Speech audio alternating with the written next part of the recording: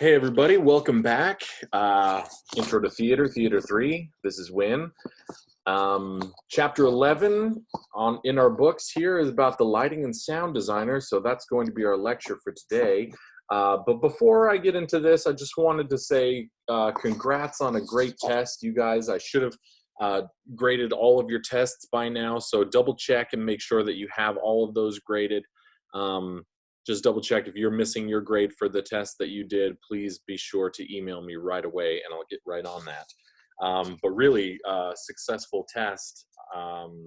It was challenging to put that online, but I'm happy we were able to do it, and it was just fine, and everyone did really well. So congratulations. Our next test that we'll have to be doing is a comprehensive test. So that's going to be on everything that we've covered so far in class, and that's going to be on our last, probably the week before the end of class. I'll have to double check the schedule. And guys, we're on to our last little module here in this class, and then we're home free. It's been an interesting semester to say the least, but I think it's gone really well. And I'm happy to hear from people. Haven't seen too many discussions, but I am getting emails, and I'm grateful for you guys reaching out and telling me your thoughts. And please keep doing that. Please keep telling me what you think about these lectures and your thoughts about some of the media that we've been consuming, some of the shows that we've been watching via streaming websites, and just what we've been watching on our own. I have several other clips that I'm going to show today, and I hope that you enjoy those as well. I've had a couple of you ask about extra credit, and I'm going to be posting that on Canvas. It should be probably already up by the time you get this message, by the time I post this lecture. But I just wanted you to know I am thinking about extra credit, and there is an extra credit opportunity. It's basically just going online to Broadway HD and subscribing for a month to all of the musicals and plays on Broadway that have come across, that are on stage and available to stream right now. So watching some of those and doing a response is what we're going to be doing for our production response guidelines, so for our production response assignment. And then if you would like to do more extra credit, if you want to do more stuff, then go ahead and do more of those. As many as you want, you can get some extra credit for each one of those. Okay, so I'll detail that in with more specificity on Canvas, so you don't have to go back and listen to this lecture about it. I just wanted you guys to know that there are opportunities for extra credit. So let's just get into this. The lighting and sound designers, I really liked how short our last lecture was on this online format. So I'm going to try to keep it the same length, around 20 minutes. Just try to pop through all of these slides and talk about some of the clips and some of the things that I want you guys to go ahead and check out and watch and make your observations. So just take a second and look around the room. Like, look around where you guys are right now. I mean, I'm looking behind me, and right there, right here where I'm pointing, this lamp right here is giving a different color light than my outside window is. It's nice overcast, so I'm getting kind of a blue light. And we're all affected differently by our lighting situations. And everything kind of tends to change when we change that light, right? Versus something else. And so lighting is information. Lighting is a situation. Lighting is whether or not it's overcast outside. It's whether or not it's a dark mood, or it's a happy situation, or whether or not these characters are in a dire situation or struggling. Sometimes it can be artistic. The lighting choices can be somewhat of an artistic choice, where we take liberties with colors and with sizes of the shapes and forms of these lighting instruments, and we play with our psychology and what we calculate to be wrong and right and evil and good, and all of the strength and weakness that comes from blue lights and harsher tones and things like that, and how that plays with our psyche. So let's take a look at this. This is from Love's Labor's Lost at Utah Shakes. And it used to be that theater was all in outdoors, right? We talked about this in the amphitheater, in the Greek amphitheater, where sometimes we would have to worry about what time of day are we doing this play in? What time of day are we making this theater happen? And if it's in the daytime, our options are limited, right? So the nighttime performances were the time when most people would put on theater, because then you could use candlelight and torches and things like that to adjust the theater. And Shakespeare usually uses reference to natural light. He says, "How sweet this moonlight sleeps upon this bank." That's from The Merchant of Venice. He's talking about how to describe moonlight and how to describe naturalistic light. That's what they actually used in Shakespearean times and in ancient Rome and ancient Greece theater. When we got to about the 1600s, we moved inside, and then the light bulb was created, and everything started in 1879 when Edison invented the light bulb. That had a huge impact on theater and what we could actually do with indoor lighting, right? So let's see what happens here. Okay, great. So we're on to our first clip, and I'm just gonna let you guys pause this video and go ahead. If you're watching this on YouTube, or if you're watching this on the clip on Canvas, then go ahead and follow underneath the description to those links, and click on the links. One is for Tombstone and the other one is for Aliens. I'll just wait for you guys to get that and come on back. Thanks. See you soon. Welcome back. That was fun, right? So I wanted to point a couple things out in this Tombstone clip for you. In the Tombstone clip specifically, I wanted you to see about like some of those candles, the candle warm light, and what it did for the moment, how it lit faces. And when we're dealing with TV and film, really about 90% of the lighting designer's job is how to light that little glimmer in their eyes, to make that little light bulb shine in the middle of your eyes. You'll see a lot of YouTubers and people who are doing things via a webcam like we're doing right now. They'll find those makeup lights that just have a circle around them, so it can really just get that nice little glow, that little shimmer in the eyes. And a lot of these clips that you'll see in these movies have those glimmering shots of their eyes. They give good visibility. And one thing the reason why I picked this Tombstone clip is that there's a little flub, and I'd love to see if you guys caught it, and I'd love to see who saw a blooper of some kind of technical blooper that they may have noticed in this Tombstone scene. Go ahead and comment in our discussions, and go ahead, and if you guys caught a blooper, let's hear about it in the comments. In the Aliens clip, we get a lot of information from our lighting designer. The information that we get specifically from this scene is that the environment is dangerous, that the sounds and the lights in this situation, even the steam, all of the smoke coming out of the walls and out of the floor, it's just kind of resonating as this is a dangerous space. This is a place that we do not want to stay in. And it becomes relevant because she has to be here. She's saving the girl. She's going down to find the little girl and to bring her back.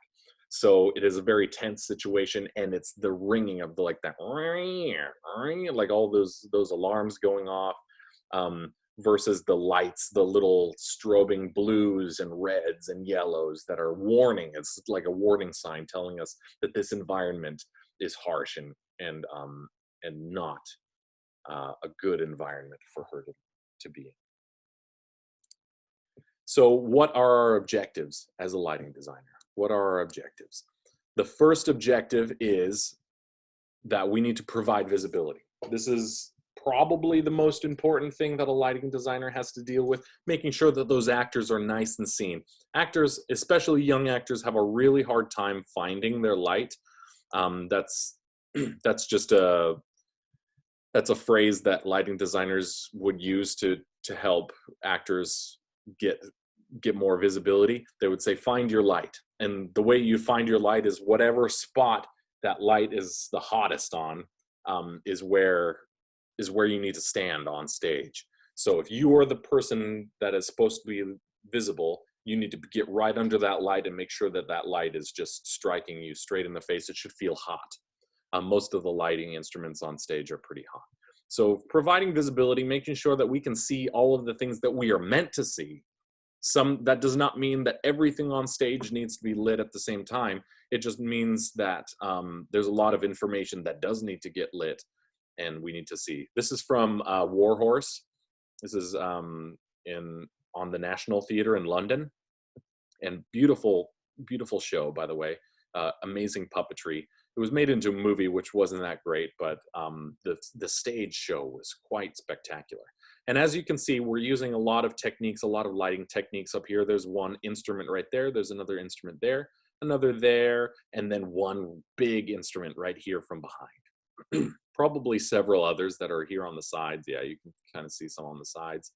But yeah, these are the main instruments that we can see, and they're providing visibility. The main piece of visibility right here is the horse. Revealing shapes and forms can be very important, especially when we don't want that information to be so we don't want that information to be so blatantly obvious. Like we don't want these people to be seen under here. So it's not important that we light their faces, but we do kind of want to see the shape. We do want to see the shapes and forms. And what's really interesting about this picture is that they're kind of mimicking legs.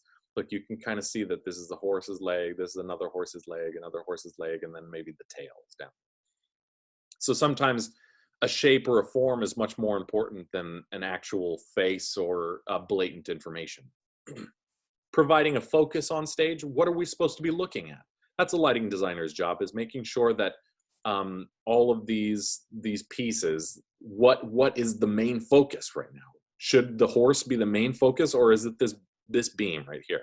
The beam is obviously in darkness, so it means that this horse is the most important part of this scene. Assist in creating a mood or reinforcing style. What kind of a mood and what kind of style do you see here?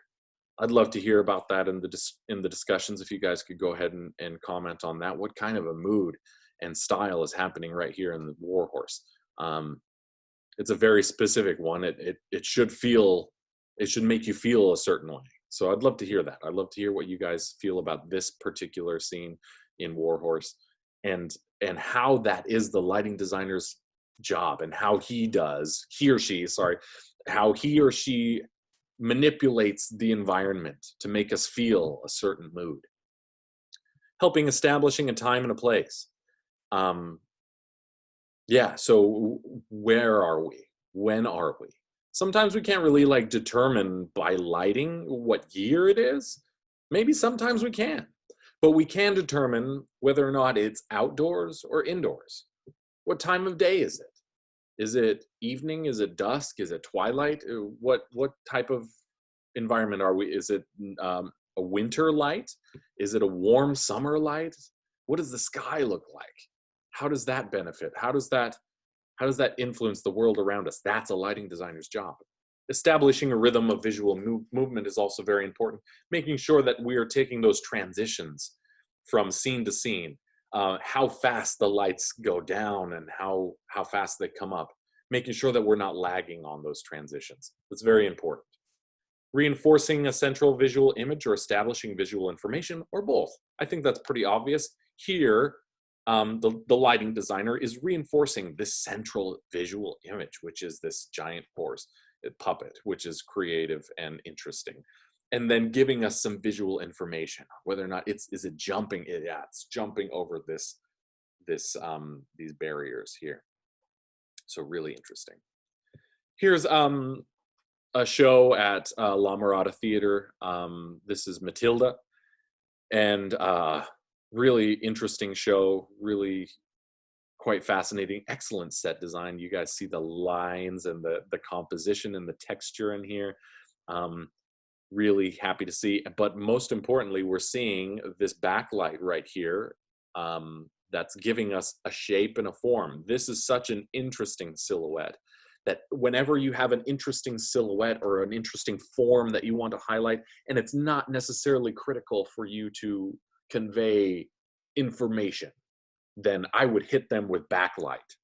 Do you see how there's this one large unit right here that's flashing the audience essentially, which makes it so the audience really can't zone in. They can't really zero in on what we're looking at, but they see a silhouette. They see a shape.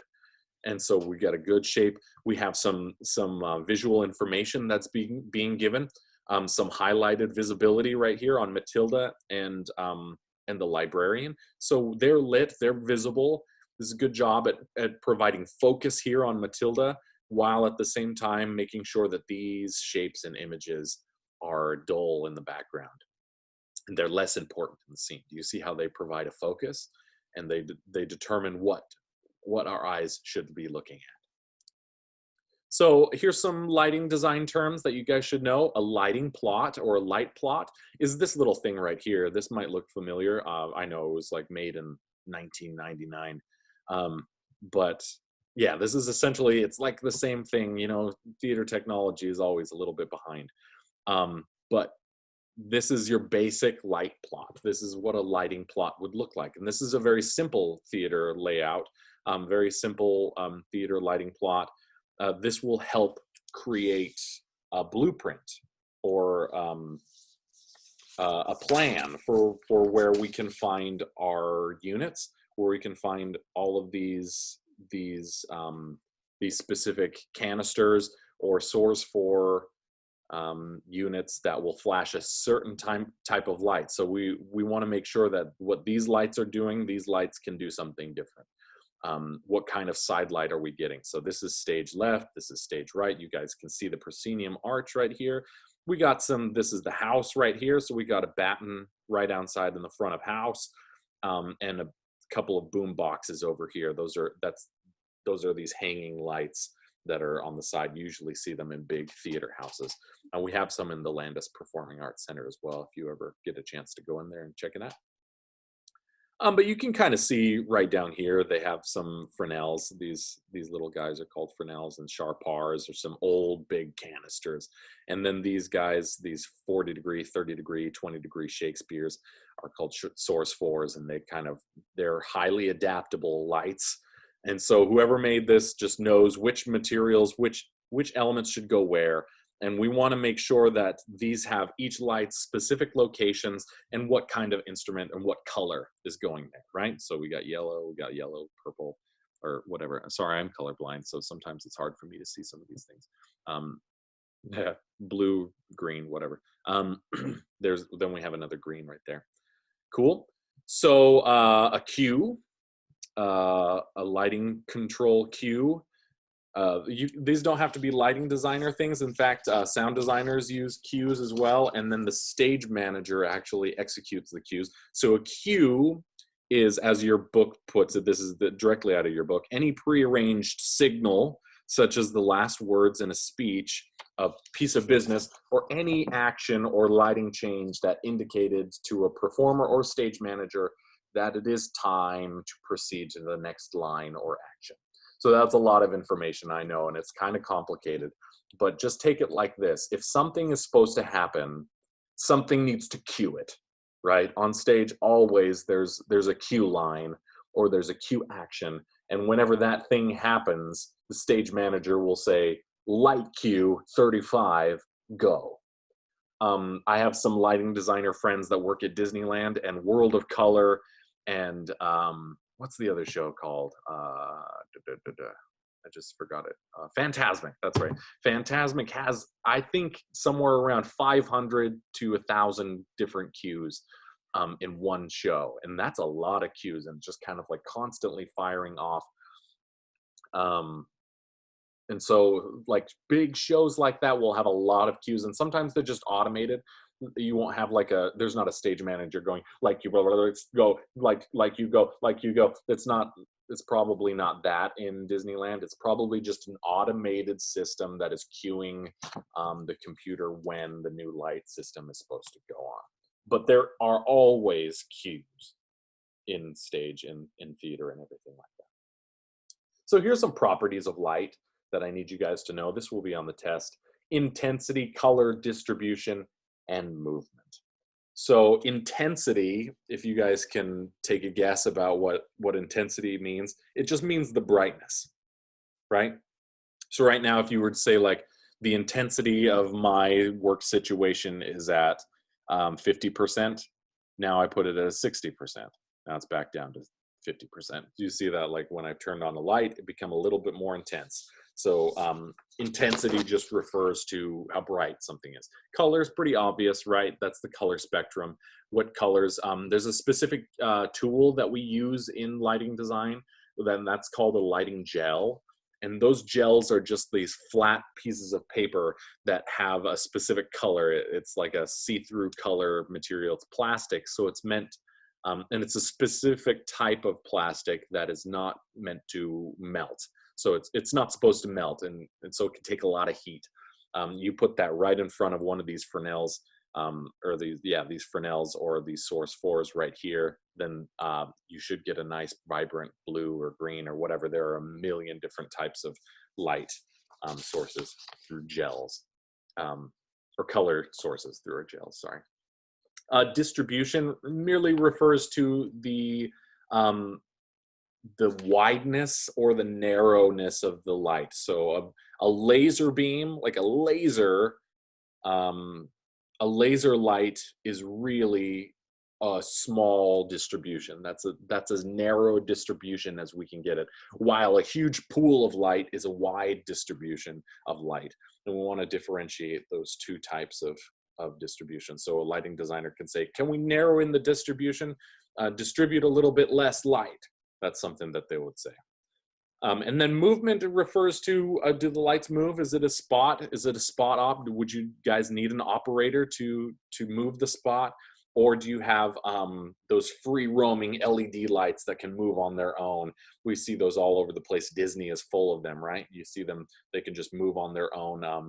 They're really highly intuitive and fast if you can program them right. They are very expensive, so you don't see too many of those in independent theaters, but they're all the rage right now. If you can get them right, you won't need a spot op. You won't need somebody to make sure that someone's lit with a spotlight or something like that. So that's a really good option for automation. So here's some mood and some style established by color, by form and shapes here. We're showing focus. We're giving a rhythm. We're setting a rhythm of mood and tone here. As you can see, they're backlit. I love things that are backlit because it doesn't give too much information, but we may be able to determine the place and time. We may be able to determine where we are in this specific environment. Are we looking at the moonlight? Are we looking at the sky outside? Is it non-realism or realism? Is this kind of fantastical? What's going on? Yeah. And here we have a little bit more practical light. This is Venus and Fur. Happens at this is what was at South Coast Rep, and you can see several units right here, light that are, these actually are doing nothing. These are called practicals, and practicals usually don't give off any light or little to none. So these things are not making this not making this room this bright. It's meant to look like it is, but we're using stage lighting. We're using theater lighting to help convey that message. But it is white and it's boring. It looks like an office building. So we get that idea that we are indoors, that this is unnatural light. But we do see the natural light coming from outside. Looks like New York or something like that, right? Cool, so here we are on to sound design. I have another clip for you guys to go see. So go ahead and look into the description. If you're just right here on my PowerPoint lecture, you can click right here on Batman 1989. And I would love for you guys to do one little thing on this clip. Please watch it twice. The first time you watch it, mute it. Okay, turn the sound off. And then when you watch it the second time, turn the sound on. And I'd love to hear your thoughts about how it changed. the situation. Okay, go ahead and talk about that in the discussions on Canvas, and I'd love to hear about what changed. How did the mood change? What was the how did the situation itself actually change? So yeah, go ahead and comment on that. And take a second and pause this video if you want, and then we'll come on back and we'll discuss more about sound. Okay, see you soon. Welcome back, guys. So here we are on the sound designer's objective. I mushed these two guys together, the sound designer and the lighting designer, because honestly, they do both have very large jobs, but they're a little less detailed than other designers and other focuses on theater. So I just kind of put those two together. They work very closely together, and sometimes the sound designer's job is a little less intense unless it's a musical. Then they have a lot of stuff to do. But these are the sound designer objectives right here. To create or use music to set the mood and tone, and to create or use sound effects that are called for in the script or by the director, to edit all sound clips to fit the desired length, and to create pre-show and intermission music. In my opinion, they are the best psychological primers that we can get in theater, is the sound designer. Creating that pre-show music and that intermission music is very important. And also to make sure that the actors are heard, especially when we're doing musicals. When we do musicals, you probably have seen this if you guys have ever seen a musical or a show before on Broadway. Sometimes you'll see like a little bulb, you'll see like a little acne spot or something like that, and that actually is a tiny little microphone that's called a head mic or a body mic, and they'll put that on and amplify the sounds of your actors. So sometimes you won't even know that they're mic'd, but they actually are. Well, we can't do things like that sometimes in Shakespeare. A lot of Shakespeare actors are particular about never using mics ever. And opera singers are the other people that do not like to use mics, even with the music going underneath and their voices going out and all that stuff. They still are adamant on not using body mics. And so it can be a little frustrating for a sound designer who's trying to mix that sound, but still needs to make sure that those actors are heard. Sometimes they'll use stage mics. Sometimes you'll see a big flat mic on top of the stage that's just kind of sitting there and amplifying the sound. Sometimes it's hanging on a batten off the fly system. And so they find clever ways to amplify actors all the time. But yeah, these are the basic duties that a sound designer has to go through. Really just setting the mood and tone is, that sounds so familiar, right? Because all the designers have to set the mood and tone. What kind of music? Some of them become anthropologists of music and determining what kind of, what era of music are we talking about? What kind of, is it Baroque music? Yeah, and all that kind of stuff can dominate most of their times. And then also just editing them all together and Frankensteining all of these clips to make sure that they go together. So when a director says, "Hey, I need a gunshot," then that sound designer knows exactly what kind of gunshot they're looking for, and they can bring them some options. Okay. Here's a clip. I would love to talk about these two types of sound effects in theater and in film and television. And you guys know me by now. I love me some superhero movies. And in Iron Man 2, this is a great example of some environmental sounds and some motivated sounds. So go ahead and watch the clip and come on back over here. I'll wait for you guys. If you want to just click the link right here, if you guys are watching this on PowerPoint, or they're in the description below, go ahead. Okay, see you soon. Welcome back, guys. So here we are, motivated and environmental sounds. I mean, you could probably just guess which is which, what's happening when. Environmental noise is the fire crackling in the background when Tony Stark is putting on the suit. It's they're all of the people screaming in the background, things that are happening, things that are background noise, things that are essentially just there to give us some ambiance.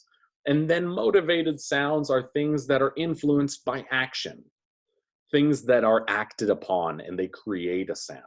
So every one of those little clink, clink, clink, clink, clink, clink, clink, clink, that is motivated. It's motivated sound when Tony Stark puts on all of the Iron Man suits, and it's just such fun noise that I just needed an excuse to watch those suit up scenes, to demonstrate good sound effects, because it is really exciting to watch something like that. So here we are at the end of our lecture on lighting and sound, guys. I hope you enjoyed it. We're coming to the end of our module here in theater 3. After this, we're going to start working on our final presentations. And don't worry, I'm going to put you guys into groups. And after that, I'll give you more information. I'll give more lectures on YouTube uploaded to Canvas to make sure that we know what we're doing. I'm going to get you guys to that A. Don't you worry about it. If you're falling behind, if you guys are worried about your grade at all, please don't hesitate to email me and ask me what you can do to make it up. And I'm going to get you guys there. Don't worry. It's been a really weird, scary semester. And the last thing I want you to be doing is stressing out about this class, right? This is intro to theater. Everyone should get an A in this class. So please reach out. I can't do anything if I don't know you have a problem. So if I don't hear from you until the end of the semester, then that's on you, and there's nothing that I can do about that. But after this, we're going into our final projects. We're going to talk a little bit about piecing together a final presentation, uploading a Zoom presentation that you guys will send to me, and uploading and recording your own lecture, your own presentation on A Midsummer Night's Dream. And I'll give you guys all of that information coming here on Canvas as well. But for this week, this is going to be due Thursday. I want you guys on Canvas, I want you to head over there to discussions. There you're going to, and I'm going to edit this right here. Don't create your own thread. I'm going to create a thread that says lighting and sound designer assignment, and you guys just respond to that discussion format, okay? I want you to upload a clip from an episode of your favorite TV show. It can be from a movie as well. It can be a clip from a movie as well. That showcases lighting and sound, that really emphasizes those elements of design. I want you to point out specific tools that are used to implement these designs. I want you to mention the emotion that it helps to create. What would this scene look like without these elements? And what does it bring to the table? I want to hear those things. I want to hear some discussion. I want you guys to post your one discussion, and then I want you to comment on somebody else's after you're finished. All the information on that is on Canvas under the assignments tab, and it should be under the discussions as well. So either way, that should send you to the same discussion thread. Got it? If you guys have any questions, please do not hesitate to ask me. I am here. I am available. I am going to be available at 8 a.m. every Tuesday, Thursday. If you guys just wanted to sit down there and chat and talk about your grade, if you wanted to know, that's like basically my office hours. That's when I'm giving you time in my office hours. But I'd love to hear from you. So yeah, reach out. And good luck. Keep safe. Keep healthy. I'll talk to you guys later. Okay? Bye-bye.